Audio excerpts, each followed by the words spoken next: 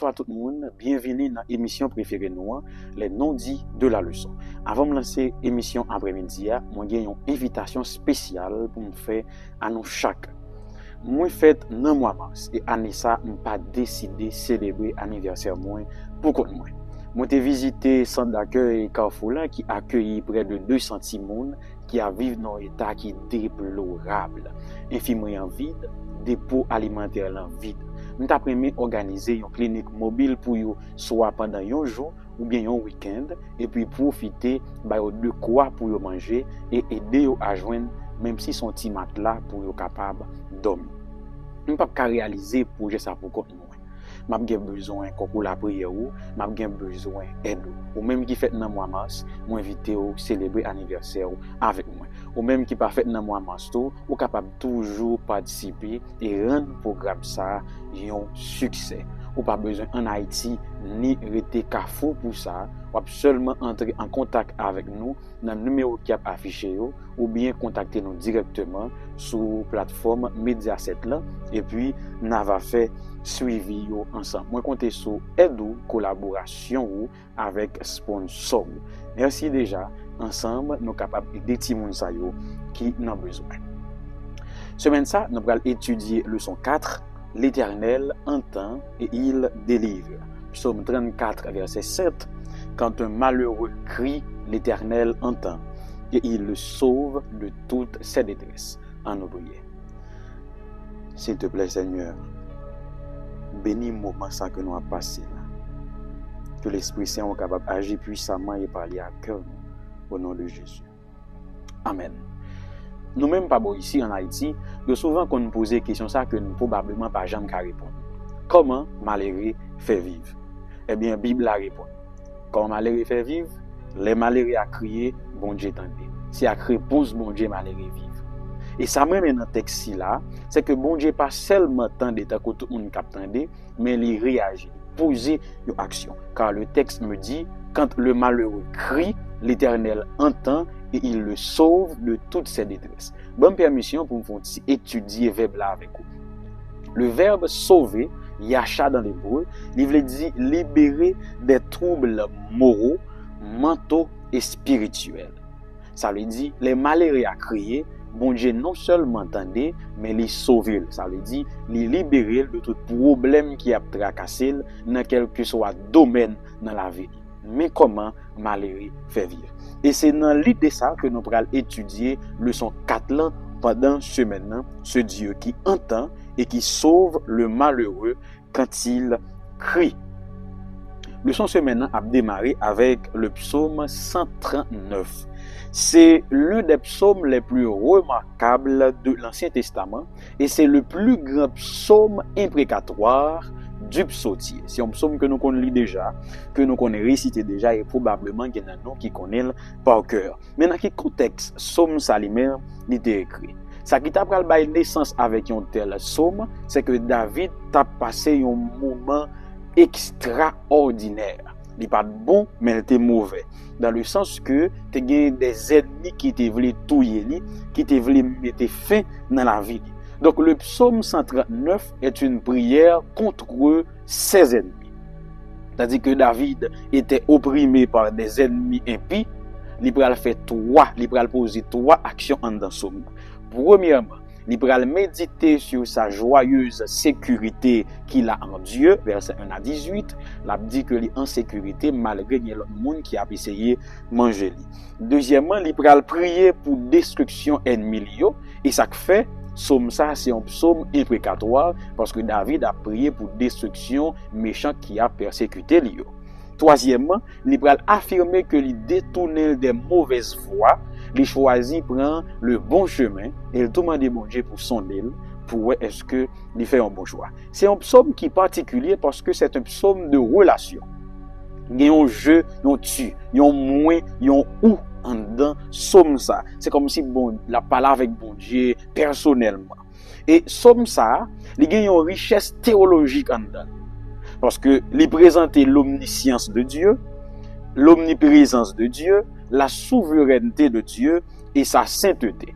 À la seule différence, c'est que somme ça pas présenter thème ça yo comme une abstraction théologique, mais li contextualiser dans la vie, li montrer de manière pratique. Bon, faut comprendre.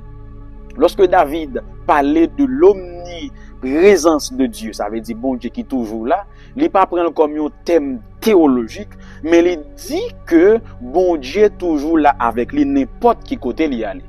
Donc l'omniprésence dans le psaume 139, c'est pas le Dieu qui est partout, mais c'est la présence de Dieu avec moi où que je sois. De même, l'omniscience de Dieu, c'est pas le Dieu qui sait tout, mais c'est le Dieu qui a une connaissance totale de ma personne. Vous voyez la différence là? Ce n'est pas en question de théologie, mais c'est en question d'application. Bref, l'idée mère de ce psaume, c'est la sécurité en Dieu. Ou même qui a fait face à des circonstances, des problèmes, avec des adversaires naturels ou surnaturels, psaume 139 là, c'est pour vous. Parce que les ressources que vous êtes capable de gommer ou bien lutter face avec l'ennemi. Il y a trois éléments clés que nous devons kembe et nous faire face à l'adversité. Premièrement, nous devons avoir confiance sereine en Dieu, ça que nous allons découvrir là. Deuxièmement, nous devons rester attachés à Dieu dans la prière. Et troisièmement, nous devons avoir un comportement moral exemplaire. Observer la volonté de Dieu. Somme ça séparé en 5 parties. Donc 5 doit être dans le même moyen. Premièrement, c'est le Dieu qui sait tout ou l'omniscience de Dieu. J'aime dire non, il n'est pas présenté comme une abstraction théologique, mais il dit que Dieu me connaît. Donc Dieu connaît le psalmiste personnellement dans ses actes et dans ses pensées les plus profondes. Cette section présentait le tendre soin protecteur que bon Dieu lui-même lui fait pour David. Il va déclarer: je suis en sécurité car tu m'entoures. Moi en sécurité parce que mon Dieu entouré. Mais songez que tu as un pile ennemi adversaire qui t'a essayé de détruire la vie de David. Et comment on commence le psaume là? Calme parce que bon Dieu a voyagé sur moi. Alléluia. Deuxième partie psaume, c'est verset 7 à 12, c'est l'omniprésence de Dieu ou le Dieu qui est toujours présent. Pour ça, il va utiliser des dimensions pour présenter omniscience bon Dieu. Il dit même si je prends les ailes de l'aurore, je aller jusqu'aux cieux ou là avec moi. Donc il présentait la hauteur. Deuxièmement, même si je descends dans le Sheol ou le séjour des morts, ou là avec moi. Ça c'est la profondeur. Et puis il dit, même si tu allé jusqu'aux extrémités de la mer, ou avec moi. Ça c'est la distance. Donc il présentait la hauteur, la profondeur et la distance. Son façon pour dire, en termes plus simples et plus clairs, qu'importe les circonstances de la vie, les ténèbres ou la lumière, Dieu demeure à mes côtés. J'aime te dire déjà, à bien bon jour, à bien mauvais jour, et pas bien bon jour, bon Dieu pas là. C'est ça David dit dans verset 7 à 12 là. Troisième partie psaume, c'est le Dieu souverain ou la souveraineté de Dieu 13 à 16. Monsieur pral déclarer yon bagay que nous devons prêter attention avec lui. Il pral dit Dieu domine l'être psychique et l'être physique. Rappelez-nous, nous avons dit, nous ne pas parler de souveraineté, bon Dieu, sur le monde là, mais c'est un rapport avec lui-même. Donc, il ne s'agit pas de la souveraineté de Dieu en tant que maître absolu de l'univers, mais en tant que maître absolu de sa personne. Il va dire que bon Dieu a dominé l'être psychique et l'être physique. Dans le sens que, il va dire, et où sont des reins, ou qu'on est reins, qu'on est que rein représenté dans la littérature vétérotestamentaire siège de l'émotion et de l'affectivité. Là on parle de rein, c'est pas organe nous là, mais c'est siège affectivité. C'est pour ça dans quelques versions, yo retiré rein, yo mettez cœur. Quatrième partie, c'est la sécurité en Dieu est précieuse, qu'on a fait jolet pour dire non mon j'ai pas peur rien. Et cinquièmement, il va engager pour suivre les directives de Dieu. Sauve-moi, ô Dieu, et connais mon cœur. Regarde si je suis sur une mauvaise voie. Deuxième partie, leçon 1, c'est l'assurance de la sollicitude de Dieu. Partie ça, axée sur différents psaumes, mais qui dégageaient même idée. Psaume 40, 50, 55 et 121. Et moi, je choisis d'étudier avec vous psaume 121. Le psaume 121, si nous avons un thème, c'est Dieu est mon secours.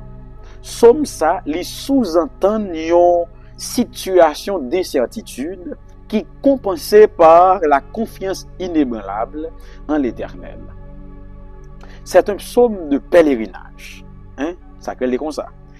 Un psaume de pèlerinage, c'est un psaume que Juifs ont utilisé leur quitté la caillou pour rendre sous montagne de Sion ou bien dans le temple Jérusalem. Si vous parlez de psaume de pèlerinage, ou cas dit psaume des montées ou bien psaume des degrés. Il y a 15 psaumes des degrés ou des montées ou de pèlerinage en dedans psautier. Ces psaumes ça été qu'on chanté comme cantique, le monté dans le temple et généralement on qu'on chanté cantique ça yo lors de la Pâque, de la Pentecôte et la fête des tabernacles. Le psaume 121 que vous connaissez, je lève mes yeux vers les montagnes, d'où me viendra le secours, etc. Son psaume qui est séparé en 4 et qui présentait une sorte de rapprochement de Dieu vers l'homme. Bon, expliquez. Première partie, c'est le Dieu de la création, versets 1 et 2. Il dit, je lève les yeux vers les montagnes, d'où me viendra le secours. Il lève ses yeux vers les montagnes parce que c'est le but du pèlerinage. Il lève les yeux vers la colline de Sion parce que c'est là qu'il va aller. C'est là son objectif. Mais il va ajouter que il adresse non à la montagne, mais à l'Éternel. Car le secours ne viendra pas de la montagne de Sion, mais de l'Éternel. Donc je lève mes yeux vers la création, mais je sais que mon secours vient du Créateur. Donc c'est le Dieu de la création. Deuxième partie, c'est le Dieu de l'histoire. qui sont dans la création, qu'on a pour toucher un peuple. Il va expliquer que Dieu, ce Dieu à qui il s'adresse, c'est celui qui a toujours délivré Israël. Le Dieu de la création, le Dieu de l'histoire, celui qui a toujours délivré Israël. Et troisième partie, c'est le Dieu de l'individu. Et l'Hébreu dit en ce sens, c'est celui qui te garde en tout temps, quelle que soit l'adversité. Création, peuple, kounya yom. Pour capable terminer psaume, l'Hébreu va présenter le Dieu de l'éternité. Quand il va dire, il te garde de toutes sortes de mal, toutes sortes d'ennuis, en tout temps, pour toujours. Le Dieu de la création, le Dieu de l'histoire, le Dieu de l'individu et le Dieu de l'éternité.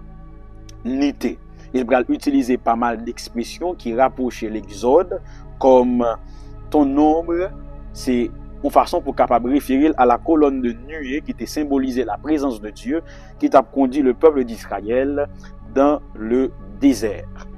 Troisième partie, le son, c'est l'Éternel, un refuge dans l'adversité, qui est axé sur trois psaumes, psaume 17, 31 et 91. Mon déclaration que l'auteur l'a fait, que me remet et m'a cité les gens liés là.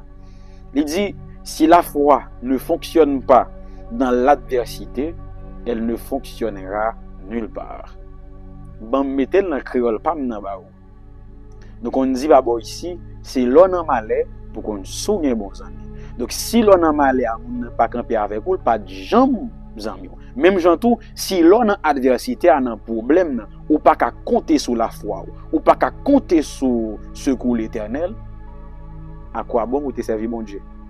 Non mais c'est même bagarre là. Donc si la foi ne fonctionne pas dans l'adversité, elle ne fonctionnera nulle part. Mais heureusement que la foi fonctionne partout, à toute heure, et n'importe qui côté nous. Gloire à Dieu.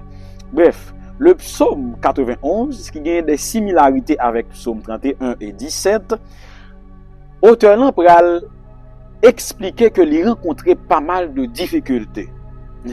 Son monde qui a traversé des moments difficiles. Mais à chaque fois que problème surgit, il se tourne vers le Seigneur. Attendez bien. Son monde qui a rencontré problème sur problème, et à chaque fois que problème est présenté, il se tourne vers le Seigneur. D'ailleurs, il y a deux bagages nous capables de noter Premièrement, il l'appelle tout puissant, très haut. Son façon pour dire que on connaît des gens qui sont puissants, mais toi tu es le tout puissant. D'ailleurs, David était puissant en tant que roi, mais il reconnaît que une puissance qui dépassait. En tant que roi, il était élevé, mais il connaît un très haut. Et deuxième bagaille là, pour capable décrire sécurité même dans l'adversité, il va utiliser pas mal de mots que nous connaissons, tant que abri, forteresse, refuge, zèle, bouclier, etc. Et me rappelle un chant de notre hymne louange qui dit « C'est Jésus quand je chancelle, seul en mon chemin, qui vient prendre ma main frêle dans sa forte main, tenu par sa main. Oui, je suis tenu par sa main quand je chancelle. » Alléluia. Donc, ce sont des psaumes de sécurité. Et toutes psaumes, ça, nous regarde avec nous là, ils présentent la sécurité dans la foi. Quelle que soit l'adversité que nous avons traversée, quel que soit le moment difficile, nous sommes capables de compter sur bon Dieu. Et maintenant, nous allons aller considérer le psaume 114 avec sous-titre Défenseur et libérateur. Attendez bien parti ça. Les psaumes 113 à 118 étaient chantés dans la liturgie juive au fait de la Pâque et des tabernacles. Psaume 113 rive dans psaume 118, peuple a été chanté pendant Pâques avec fête des tabernacles. Psaume 113 et 114 étaient lits ou bien chantés avant le repas. Le moun yo fin manger, donc après le repas, yo chanté psaume 115 rive dans psaume 118. Parfois, certains théologiens appellent ce groupe de psaumes, les psaumes 113 à 118, le Alléluia égyptien. Alléluia égyptien. Et le psaume 114 est directement dédié à l'Exode, la sortie du peuple juif de l'Égypte. Ce psaume, le psaume 114, est divisé en 3 parties. Et chaque partie ça yo gagne une sorte de contraste ou bien un parallélisme qui existait là-dedans. Entendez bien. Première partie, verset 1 et 2, c'est rédemption et sanctuaire. Rédemption et sanctuaire. Dans la partie ça, auteur après faire nous comprendre que l'œuvre rédemptrice de l'Éternel n'est pas un simple commencement. Comment ça? Ça veut dire, bon Dieu pas seulement contenté pour délivrer le peuple là en bas mais égyptien yo, mais il a gagné un travail total que il a fait. Donc tout ça n'était que commencement. Et quel est l'objectif ou le but final? C'est parce que bon Dieu te voulu gagner yo comme peuple. Donc Dieu rachète Israël ou le délivre, ensuite il désire pour que Israël capable kinal. Mais kinal. Ça fait tout de suite après épisode sorti kay égyptien yo, bon Dieu pral demander pour bâtir un sanctuaire pour les rester dans mi-temps yo. Et mais c'est même gens tout jusqu'à aujourd'hui là. Bon Dieu pas seulement contenté pour racheter nous du péché ou bien en bas griffe Satan, mais il voulait pour que nous c'est affaire pâle. C'est pour ça il voulait bâtir un sanctuaire non dans temple yo, mais en dans cœur nous. Donc l'œuvre de la rédemption est inextricablement liée avec le sanctuaire. Donc quand Dieu rachète quelqu'un, il veut tout habiter dans le cœur. Deuxième partie psaume, création et achèvement, versets 3 et 4. En dans section ça, auteur a dit que les miracles naturels prouvaient que l'Éternel est le créateur. Je vais m'expliquer. Le fait que bon Dieu fende la mer rouge, ou bien miracle Jourdain, ou bien miracle Mont Sinaï, pour auteur, tout ça prouve que l'Éternel est effectivement le créateur de toutes choses. Mais pas seulement prouver que Dieu est le créateur, mais il prouvait également que quand Dieu commence quelque chose, non seulement il a un plan, mais également il l'achève. Dans le sens que, il pas fin prend Israël quitter Égypte et puis abandonner le désert là. Mais il traverse avec lui dans la mer Rouge, il passe avec lui dans le Jourdain, il fait miracle pendant le parcours là, jusqu'à ce que, même si c'est après 40 l'année, il récit météo sous terre que il te dit la météo. Donc quand Dieu commence quelque chose, il l'achève. Et troisième partie, psaume qui c'est compassion et assistance. En dans section ça, il va montrer que bon Dieu pas garder sous erreur Israël pour te assister ou bien accompagner. Mais bien au contraire, c'est par rapport avec miséricorde ou bien compassion qui fait en dépit de tout manquement peuple là dans désir là pendant tout parcours là, il pas jamais abandonné. Mais c'est même genre pour nous aujourd'hui là, bon Dieu pas garder sous erreur nous, même genre que Lucina Decius chantait. Bon Dieu pas garder sous erreur mieux pour l'utiliser. Il pas garder sous erreur mieux pour l'assister dans ça que m'a fait yo. Même gens tout il pas garder sous manquement yo, il pas garder sous infidélité yo pour continuer à assister ou mais bien au contraire, chaque fois bon Dieu font bagaille pour nous, de garder sous compassion li. Et t'as son maman, malgré toute sa petite la fait li, malgré toute ingratitude que petite la rend li, il pas garder sous ça, mais garder sous l'amour pour te dans quel pour lui pour continuer faire bien pour petite li. Et dernière partie leçon, c'est le secours venant du sanctuaire. Avant de commencer, bam, dis ou yon bagay. Éphèse te gon temple. Le ap couru des criminels hors la loi. Depuis criminel la qui est entré en dans temple, yo pas doit arrêter encore. Yo pas ka arrêter encore. Quel que soit motif que tu as couru de là depuis qu'il est entré en dans temple, personne pas ka mettre main sur lui. Et même les soldats romains te reconnaissent ça. Même gens tout, nous avons privé comprendre dans la dernière section leçon que sanctuaire c'est pas seulement un espace, un édifice qui simple à côté bon Dieu était, mais surtout il était bail, il était tant il était un refuge pour peuple là. Dans le sens que auteur là pral faire nous comprendre côté un monde capable de sentir en sécurité, c'est dans sanctuaire là pour qui ça parce que bon Dieu là. Donc présence bon Dieu en côté bail protection. Même gens ambassade yon pays li protéger moun yo qui en dedans là. Encore plus sanctuaire là li protéger moun qui en dedans là. L'aime dit sanctuaire, m'pas faire référence seulement avec temple que nous gagne aujourd'hui. Yon moun capable gon sanctuaire la kaili, ou capable son espace, yon chambre ti moso coin, ou connaît là, c'est côté où parler avec bon Dieu là pour entrer là. Donc ou gon gens pour entrer, ou gon gens pour y, ou gon bagay ou ka fande, gen ba ou pa ka fande tout parce qu'on est là, c'est côté bon Dieu était. Et pas aucun côté ou pi en sécurité sous terre ça que là. Parce que bon Dieu là, ça l'autre monde pas ka faire, l'autre puissance pas ka faire, l'autre puissance politique pas ka faire. Bon Dieu a ka faire le côté dans sanctuaire là. Et même Jean tout, m'a tout aller plus loin pour me dire, Jean que me te dit déjà, ou qu'on nous côté malais t'est arrivé déjà, mais parce que là malais pas arrivé. Parce que ou gon sanctuaire là, puisque gon sanctuaire dans zone là, gen bagay qui pas ka fait. Satan pas ka tailler banda là. Et même Jean tout, m'bra aller plus loin toujours pour me dire que chrétien qui est intelligent pas prend une chambre la caille pour faire tourner sanctuaire, il fait ville tourner sanctuaire là. Pour bon Dieu habiter 24 heures sur 24. C'est chrétien ça oui, le rive en côté qui gagne côté mon a chanter loi, alors pas descendre. Parce que sanctuaire là en dedans yo, présence bon Dieu là, personne moun pas ka entrer encore. Et ces chrétiens ça yo, l'on avec yo ou en sécurité. Parce que bon Dieu en dedans yo, bon Dieu habiter dans yo.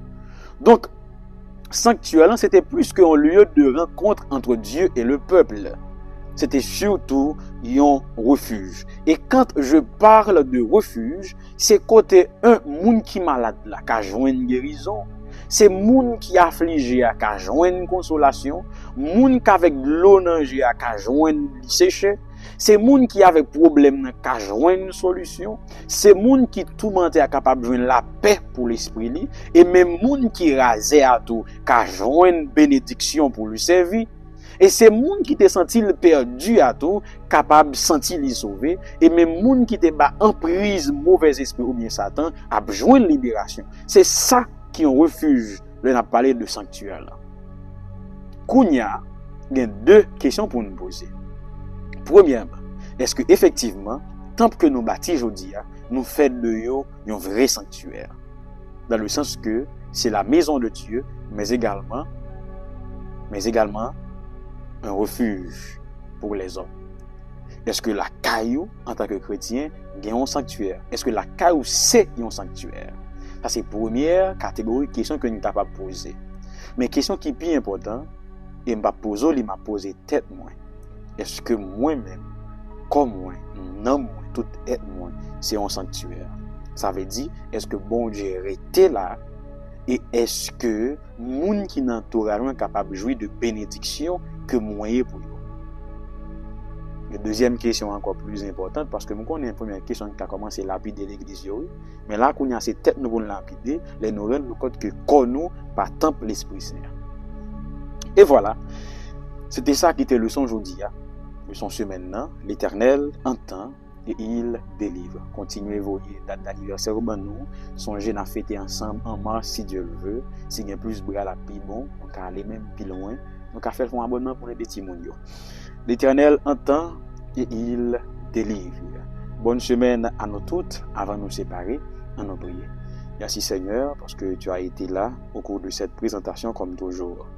Bénis ce moment de partage que nous venons d'avoir. Que cette semaine soit richement bénie pour chacun de nous. Guéris ceux qui sont malades, console ceux qui sont affligés et délivre ceux qui sont enchaînés. Ainsi, nous t'en supplions au nom de Jésus. Amen.